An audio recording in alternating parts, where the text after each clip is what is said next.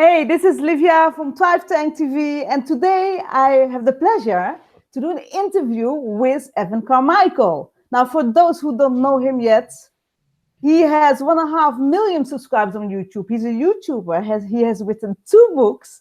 He's an entrepreneur, and he takes things to the next level. And his main word is belief. Now, today we are here to interview him about the book, The One Word. So if you haven't seen it yet, make sure after the video, you look at the link and check out his book on Amazon and also his courses that he gives, his workshops. But here we go to start. Welcome, Evan. Thanks for the love. It's great to be here. And I noticed you got the word believe behind you on your wall too. So I love it. Yes, it's thanks to you that I managed to find out what are my 3 core and what is my main word also. So that's why I love to do this interview, because it helped me so much myself. I wanted to start this interview to ask you, can you tell about the time when you were like really struggling in your business? And so much that one day you found out that the one word really helped you get out of it. And how did that work? How did that happen? Yeah. So when I came up with the one word, I had built and sold a business already. I was building my second business. I was having success. It was my website, publishing company. And I just was feeling more and more disconnected from the work that I was doing. It wasn't bad. My life wasn't terrible. I wasn't in the tank. I needed to get in the Thrive tank. That's where I needed to get to. I needed to get to my Thrive tank. I just felt like I felt like I could do more. I think there's a lot of people just feel like they can do more, that what they're doing now may not be terrible, but they could do more. And I thought it was, I need a different tagline for my website. And that dove down to a process of me figuring out, you know what, this has to be about me. Like, what do I stand for as a person? And I didn't have a great answer. And so I thought, well, that's a pretty big problem. Like, if I don't know what I stand for, how am I building businesses? How do I know what bigger thing I should be doing next? And so I went through that process of self-discovery. I came down to believe as a one word at the start, but I didn't know that you're supposed to have one word. That concept didn't exist. I thought believe was actually too big. I thought it was like, who am I to take on something like that? It's too big a word.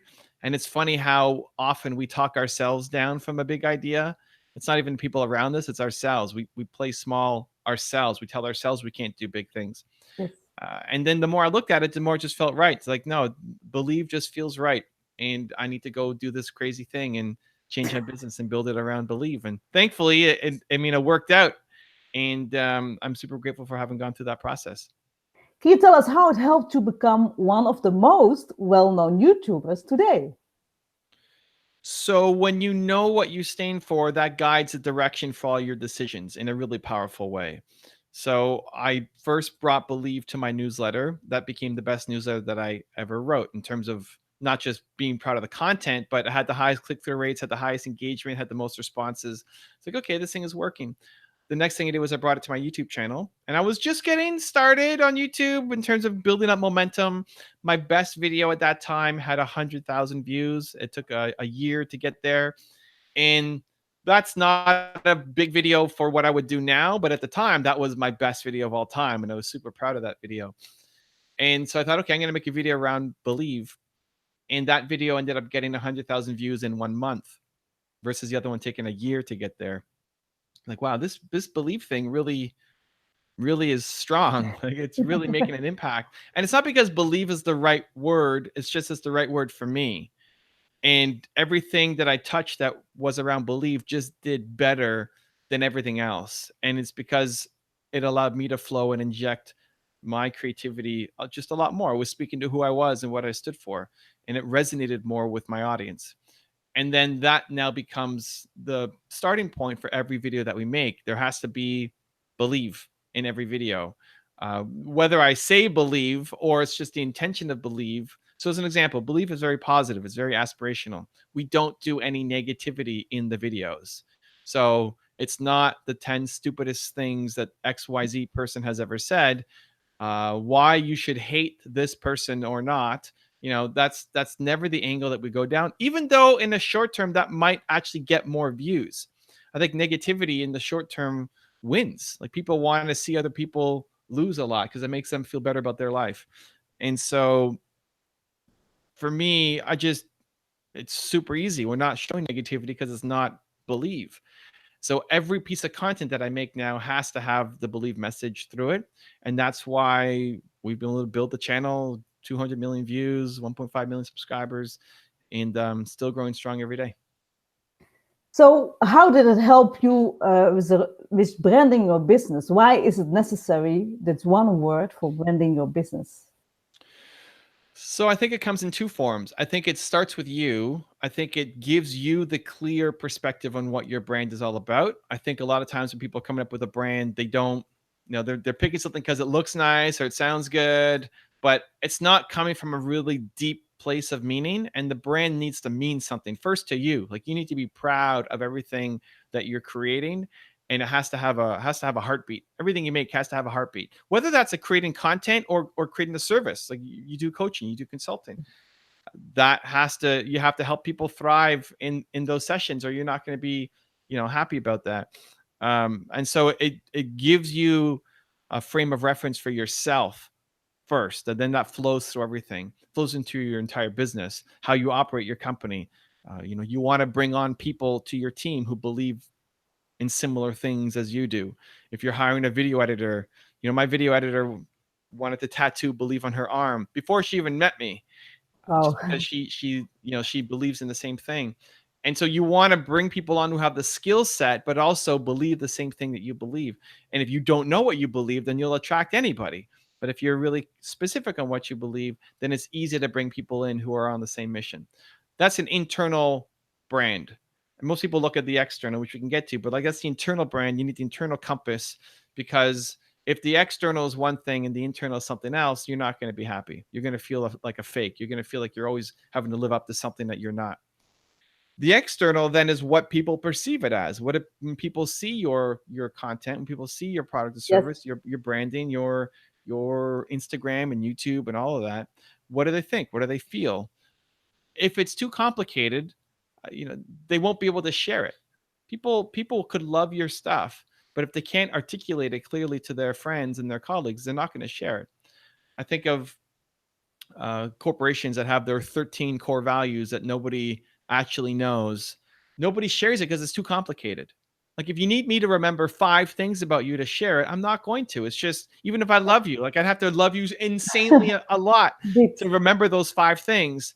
But if it's one thing, and people know me for believe, they want more believe in their life, you should talk to Evan. You should go watch his YouTube channel. You should subscribe to him. You should check out what he's doing.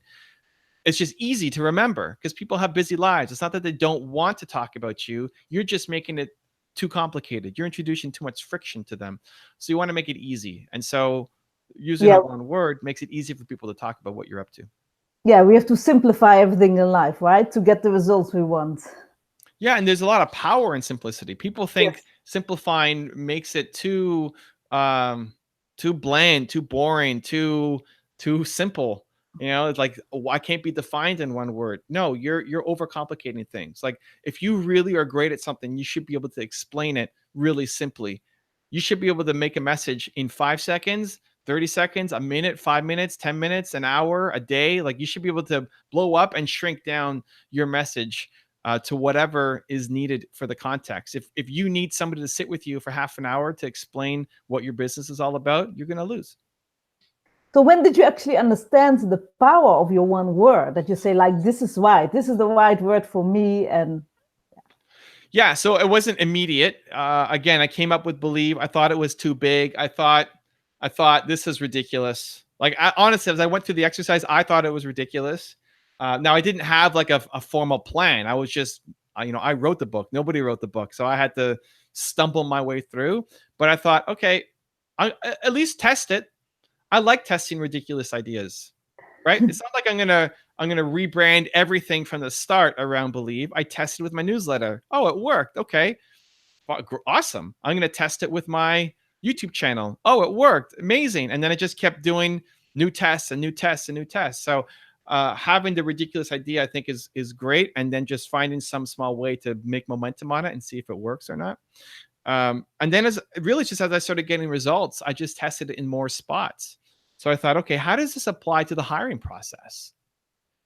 So I was posting my next job ad and I said, I'm looking for a video editor who believes in entrepreneurs. And I led with the mission of what believe meant. Before I even talked about what your responsibilities are, what your job would look like, I led with believe in the mission of helping entrepreneurs. And it worked out. Like, I was so grateful because some people will read that and say, this is the stupidest job ad I've ever seen in my life. Great. Like, don't apply. We're not like, we won't be a good fit together. If you don't love entrepreneurs and you don't like believe, you won't enjoy working with me. And then others like Christina, who saw, is like, wow, this is amazing. Like, I'm looking for this, and they work harder to win that job.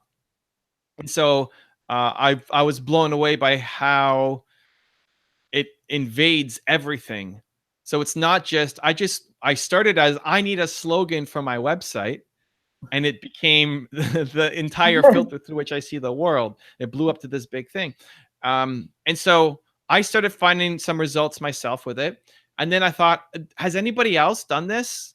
Has anybody else created a brand and a life and a business around one word? It seems ridiculous. And then I found different people, and I went and I talked to them and I interviewed them. And what I found was they all kind of just did it themselves too, just like I did. Wow. They had no map, no guide, nobody kind of teaching them what to do. There was no book. And so Yes. that became the book. So the first section of the book is about how to find your one word, the process that I went through, and then made faster and simpler for people, so you don't have to take weeks and weeks and weeks to get it. And then the other parts of the book, I also introduced the stories of the people that I interviewed, from somebody who's making $50,000 full-time income for himself, but kind of just starting up, all the way up to somebody who's making 150 million in revenue, and different spots. There's like 50,000, 500,000, a million, 5 million, and 150 million. So no matter where you are, there's somebody who you can relate to. There's Yes. somebody who their story is ambitious in what you want to do. If you're just starting up, the guy at 150 million, it may be too big, too far away. Like, I can't relate to that guy, but you can to the 50,000. Where if you're already in business, the 50,000 guy seems too small. So I wanted to give people an example, like, no matter where you are on your journey, there's somebody that you can look up to. And I compiled their stories. I learned from them too. It's like, oh, you're doing that. That's cool. I never thought about using your one word in that way. And they learned from me too. And all of that got condensed into this book. This book was twice as long. Wow. We cut half the book. Like, we cut an entire book out of the book. And this is the kind of winning version of it. So it was a lot of research, a lot of notes, a lot of interviews. And when I saw the success, not only that I was having, but that these people had in building companies, and then also just helping my friends out one-on-one, helping them, like, hey, this is working for me, maybe it'll work for you, like, how about you give it a shot? Then I said, okay, this is actually something that people need to hear, and so I'm going to write the book on it. So actually in the book it says, like, you were really frustrated with something and that made you help find your one word. Can you explain a little bit about that? Yeah, so I was just frustrated with the work I was doing, frustrated with the direction, frustrated that I was running a publishing company, and it just became about, like, how do I get as many? It's interesting because the business is similar to what I'm doing now. I was running a publishing company. I had a website. The goal was to get as many views as possible on your content. We had 8,000 people writing for the website. And it felt like it was just a factory. It felt like it was just, yes, it was helping entrepreneurs, but anything that helped entrepreneurs we would throw up there. And it felt like it wasn't purposeful or meaningful. And I felt like I could do more. And so it's what I do now. I actually reach more people with my YouTube channel, and we are a factory. Like, we're making 3 videos a day, but all of them are with intent and purpose and love and care and attention, all around believe. And so there was actually nothing inherently wrong with my business model at the time. It's just, it wasn't purpose driven. And when you are not doing the thing that you feel is purpose driven, you will not be happy ever. And so when you are doing the thing that is filling you up with purpose, then it gives you energy. You're willing to put in more work, your life is happier. You're in the thrive tank, right? I Yes, love it. yes. I could totally relate with that. I knew I was there as well, struggling and not knowing which direction to go, and we spreading yourself too thin. And that's why this one word helps you to focus in the right direction. I remember in your book you also mentioned there's one thing that you hated most about mediocrity. Can you clarify that a little bit more? Yeah, so I start out the book around mediocrity, and it gets pretty angry, I think, and pretty aggressive. I want to start the book off strong. I think, ultimately, I think everybody has the ability to be great. I think everybody has Michael Jordan level talent, or like whoever your favorite entrepreneur or person, or like somebody who you think is just amazing at what they do. I think everybody has that. I think everybody has that ability. You might not be able to play basketball better than Michael Jordan, but you can be Michael Jordan of something. Yes, I agree. Yes. Michael Jordan is special, but he's not that special at the same time. Like everything I've done on YouTube is special, but I'm just like everybody else. I'm not that special. Like you could do what I'm doing. You could do it better than what I'm doing in your own thing. Don't come after me and do believe in top tens. I'll crush you on that. But like you Of could do course. your own thing, right? Like people watching, you could do your own thing. And so most people settle for just a mediocre life. It's just okay. You're just paying your bills. You may not hate your life totally, but it's just okay. And I want to shake people out of that. I want you to feel like, you have an ability to be a genius. Like you already are a genius. And we got to untap that. And the best way that I know how to start is through self-awareness. And so I think it begins with core values. It begins with your one word. But even if you think the whole thing doesn't make sense, like just understanding that you could be the Michael Jordan of something, and you should be allergic to mediocrity, that it's not acceptable for you to not live the life that you want to go off and live. Yes, it's also we can make much bigger difference, of course, to the world and to others out there if we actually go and try to be the best version of ourselves. Yeah, and I think in the motivation for that, I think there's some people who want to help the world. That's me. Like I want to help a billion people. I want to Yeah, help the world, I'm like you. right? And then there are other people who want to help the closest people to them. They may not have a massive ambition, but they want to help their parents and their brothers and sisters and their friends, and like they keep this group of 20 people, and like they want to really help those people. Neither one is right or wrong. It's just understanding how you're built and how you want to help, but you have to help. Like everybody wants to help. Human beings are built to serve. If you're not happy, it's because you're not serving enough. You're not helping enough.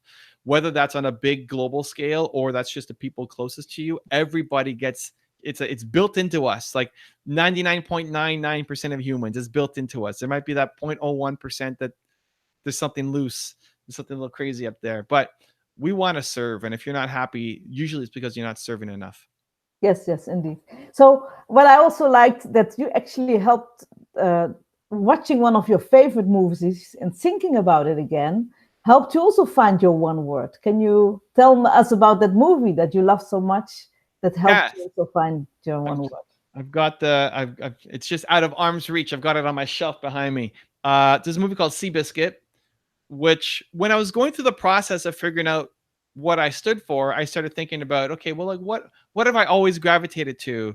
What's my favorite movie, and what are my favorite songs, and what are my favorite hobbies, and why? Like, why do I like those things? And so my favorite movie is Seabiscuit. And in isolation, it may not mean anything, but when you start looking at all these different things that you love, you'll find that there's a common thread between all of them.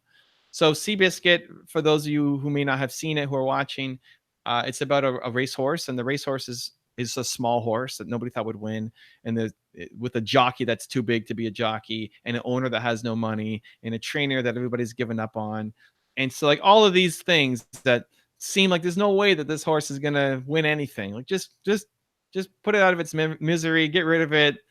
And somehow these four, losers come together, and it becomes one of the most successful, racehorses of all time. And it's based off a true story. And that it's the believed story. Like nobody believes in this horse and the jockey and the owner and the trainer, but they believed in themselves enough to give it a try, and they ended up winning a whole bunch of races. And so I've watched that movie 20, 30 times. I don't know how many times. And I didn't know why I liked it so much. I liked it.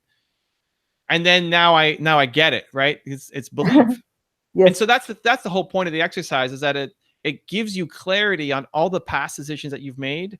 It gives you clarity. Now it makes sense why you did this and this and this and this, beyond just saying, well, I liked it. Now it makes sense why. And then even more important than the past self-awareness is it gives you a guide going forward. It allows you to plan your future, plan your schedule, plan your activities, build the life that is in alignment with who you are. Yes, I think it's so true. To what is so nice is that actually by looking back to the things we liked in the past and the things we hated, it will help us find why we are here on earth and what we are to do and how we can make a difference in our life.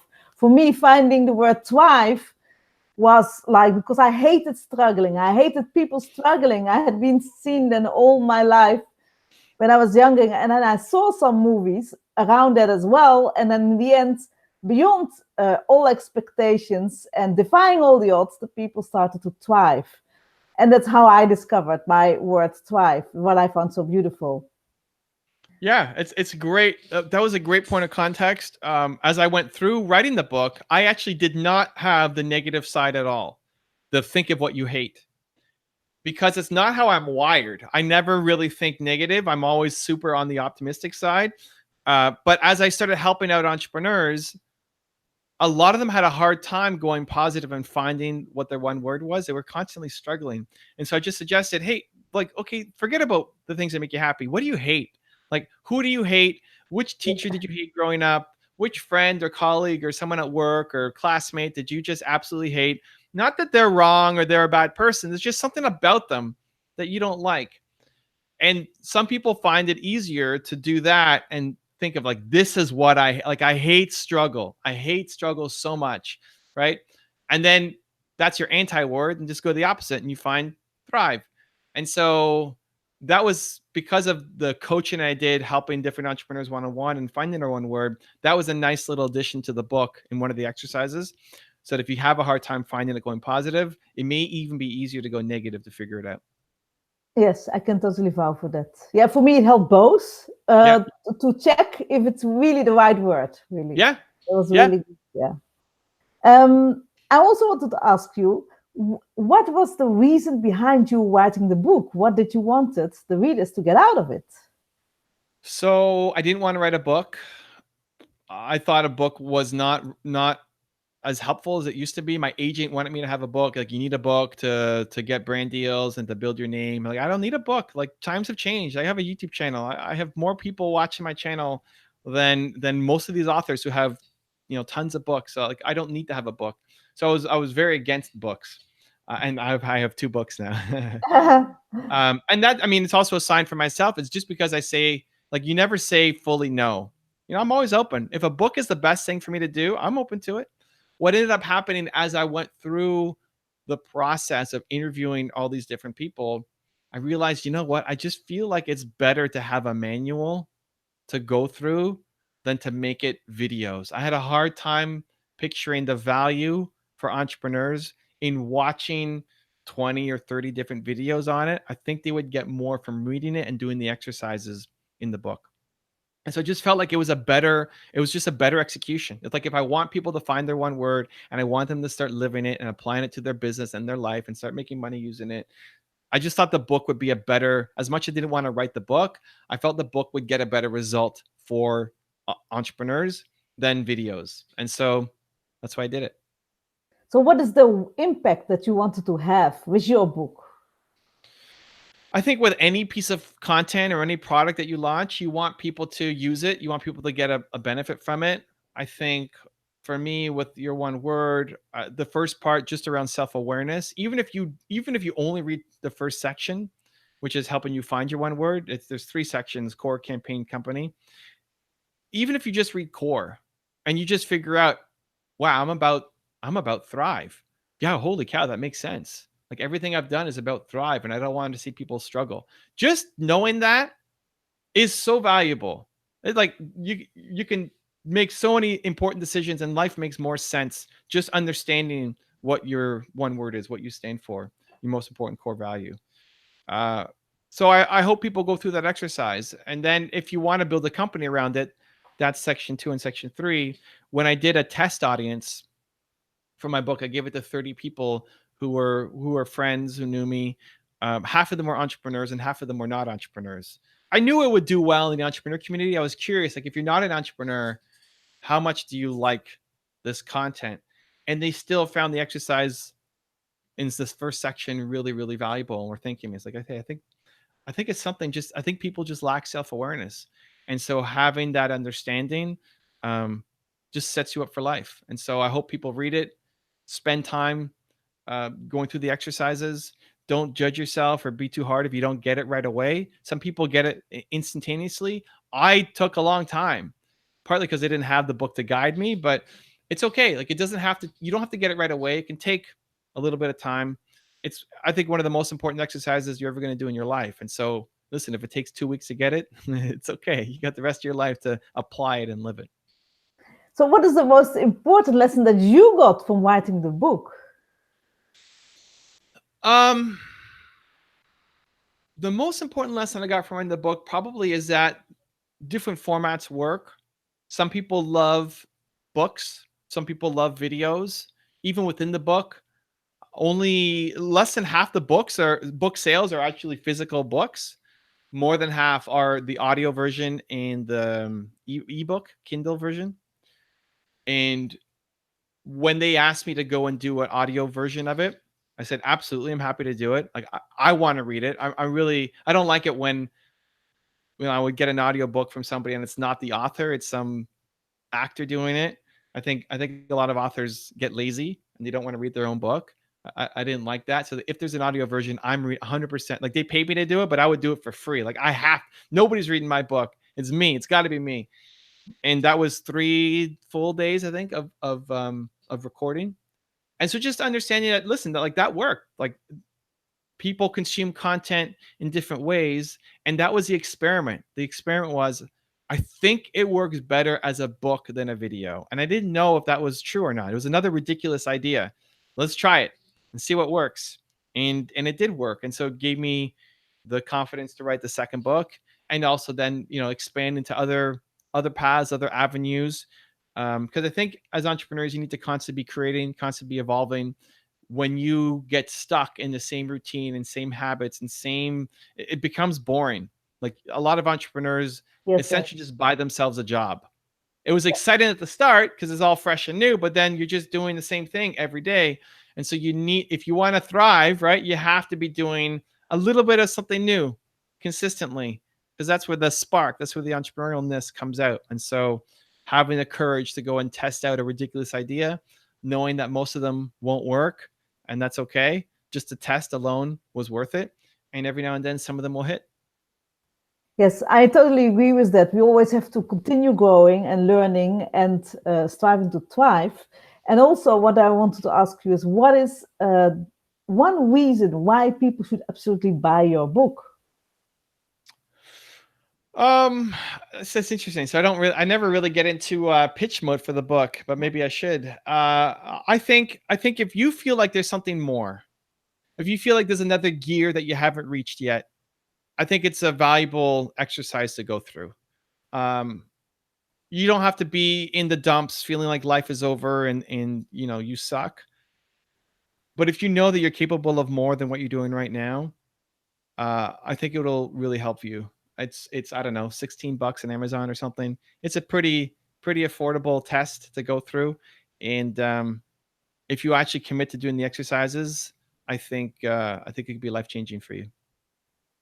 Yeah, I can totally vouch for that. Really, the book helped me a lot. And also, after the book, I went to your workshop in Canada. Tell us more about it, because you're doing another one in September.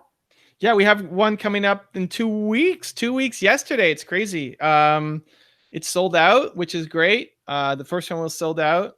It's basically helping thought leaders make money from their ideas, turning the energy, passion, creativity that you have into something that you can monetize. I think a lot of entrepreneurs are mission driven, but they haven't figured out how to turn it into a business yet. And so that's the goal. We take 10 to 15 people and work with them for 3 days and see how far I can take them in that process. Yes. So I wanted to conclude here because you said it's going to be until 2 o'clock, although I would want to speak many more hours with you. But we're going to continue this, of course, for your other book. And yes, I want to thank you, Evan, for being here. And I want to ask you to do together our final, the gesture, which you also teach in the book, which is for me, this one, which is unleash the diamond within. Unleash the diamond within. Share your brilliance. Share your brilliance. Go out there and shine. Go out there and shine. Because the world needs the beauty. That's you. Because the world needs the beauty. That's you. Thanks a lot, Evan. I love it. And believe. Believe, indeed. Thanks, Livia. Thank you.